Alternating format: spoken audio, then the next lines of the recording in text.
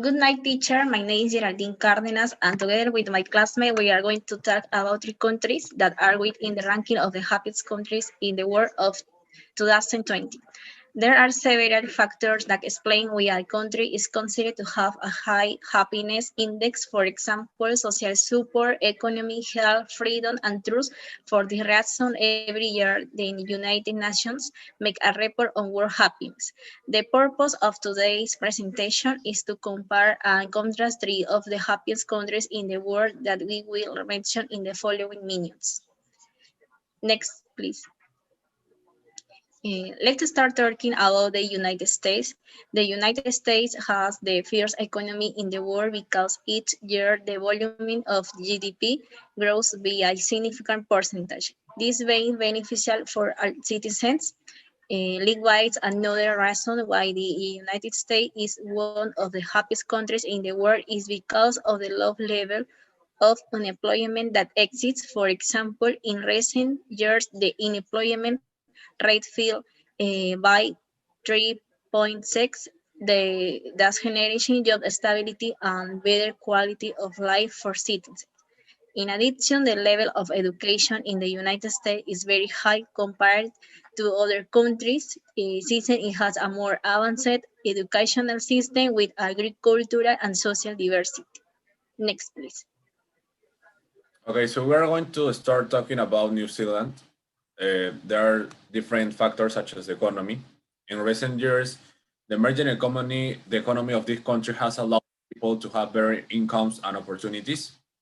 There are few unemployment rates. It doesn't rise above 6% since 2015.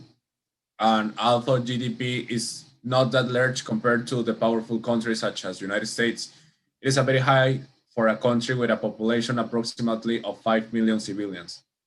On the other hand, we have the quality of life, in which New Zealand has a good health and social security, as well as a high level of education.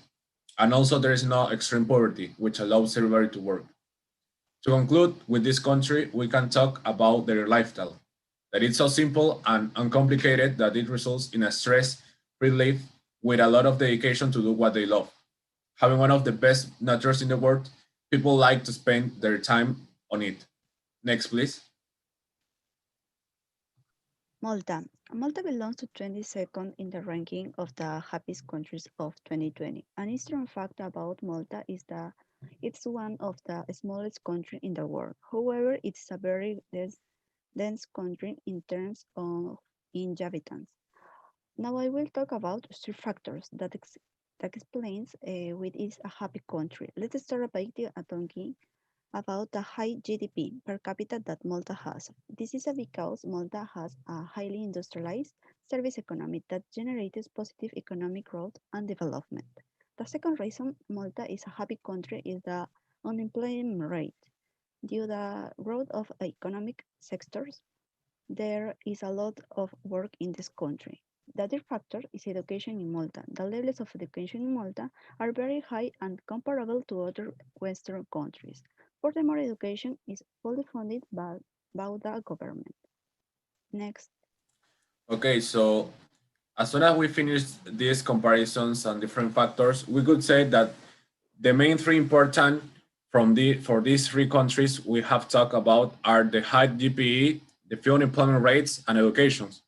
These factors, if we're conscious about the importance that have nowadays, are some factors and worries that any country in the world have. If we have to make a comparison between New Zealand and United States, they have in common the population that it's more than 1 million, in contrast with Malta, that have less than the half of population. New Zealand and Malta can share that they have an emerging economy, which is not the case of with the United States as we know. To conclude, there are some characteristics that doesn't share United States and Malta between New Zealand. These are the quality of life, the safety that this country have, and also their lifestyle. Next, please. To conclude, We can say that happiness can be measured by different factors and that it depends on each country. In the presentation, we talk about New Zealand, United States, and Malta, in which we could observe that they coincide in some factors, but there are also differences.